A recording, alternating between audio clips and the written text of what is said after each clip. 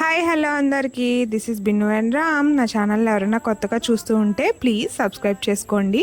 అలాగే పాత వాళ్ళు ఎవరైనా చూస్తూ ఉంటే సబ్స్క్రైబ్ చేసుకున్న వాళ్ళు లైక్ చేసి వీడియో ఎలా ఉందో కమెంట్ చేసేయండి. ముందు రోజే చిన్న చిన్న పనులన్నీ చేసుకుంటే నెక్స్ట్ డే పూజ అనేది చాలా తొందరగా చేసుకోవడానికి అవకాశం ఉంటుంది. నేనైతే ముందు రోజే అన్నీ అమర్చేసుకొని రెడీగా పెట్టుకున్నాను అనమాట. ఇంకా మార్నింగ్ ఫ్రెష్ అవ్వగానే ముందుగా పచ్చడి కోసం కావాల్సినవన్నీ రెడీ చేసుకొని ఫస్ట్ నేను చేసిన పని ఏదైనా ఇలా పచ్చడిని ప్రిపేర్ చేసుకున్నాను.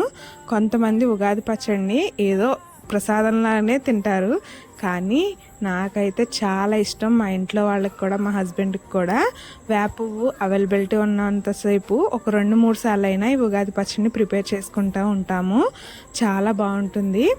కొంతమంది అయితే తాగిలా చేసుకుంటారు, కొంతమంది ఒక్కొక్క సైడ్ తినేలా చేసుకుంటారు. మేమైతే తినేలాగే చేసుకుంటాం.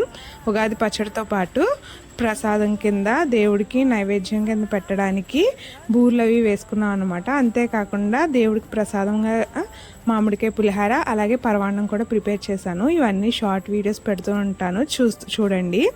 అంతేకాకుండా ముందుగా ప్రసాదాలు అవి అన్నీ ప్రిపేర్ చేసేసుకున్నాక నేనైతే పూజ చేసుకోవడానికి శారీ కట్టుకుని రెడీ అయిపోయి పూజ చేసేసుకున్నాను. మా అత్తయ్య గారు బూర్లు అయితే వేసి అమ్మవారికి నైవేద్యం పెడతాం.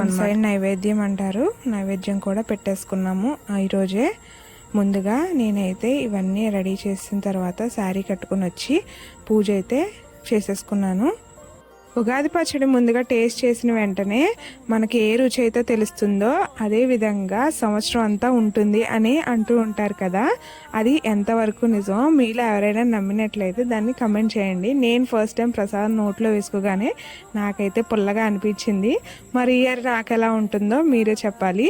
ఎందుకంటే ఆల్రెడీ నా ఛానల్ పడుకుందనమాట. 1 ఇయర్ అయింది. ఏదో ఒక మైల్ స్టోన్ తగులుతుంది, ఖచ్చితంగా రికవర్ అవుతుంది, మంచిగా గ్రో అవుతుందని ఎదురు చూస్తున్నాను. 1 ఇయర్ నుంచి కష్టపడుతున్నాను. కనీసం ఈ ఇయర్ అయినా మంచిగా గ్రో అయ్యి నేను కష్టపడినందుకు ఎంతో కొంత యూట్యూబ్ ద్వారా ఇన్కమ్ రావాలని కోరుకుంటున్నాను. 2 పిల్లలతో నేను బయటకు వెళ్ళి జాబ్ చేయడం కుదరదు కాబట్టి ఎంత కష్టమైనా, అలా అని ఛానల్లో యూట్యూబ్ చేయడం అంటే అంత ఈజీ కూడా కాదు. అది చేసిన వాళ్ళకే అర్థమవుతుంది. ఇంట్లో ఉండి చేసి ఏదో డబ్బులు రావాలని ఆశపడడం కాదు. మనం ఏదైనా చేసామంటే దాని నుంచి ఫలితం కంపల్సరీ ఆశిస్తాం కదా. అందుకే ఆ దేవుణ్ణి గట్టిగా అడిగేశాను అనమాట. ఈ ఇయర్ మీ విషెస్ ఏంటో కూడా ఎవరైనా షేర్ చేసుకోవాలంటే నాతో షేర్ చేసుకోవచ్చు. మా పూజ అయితే ఇలా కంప్లీట్ అయింది.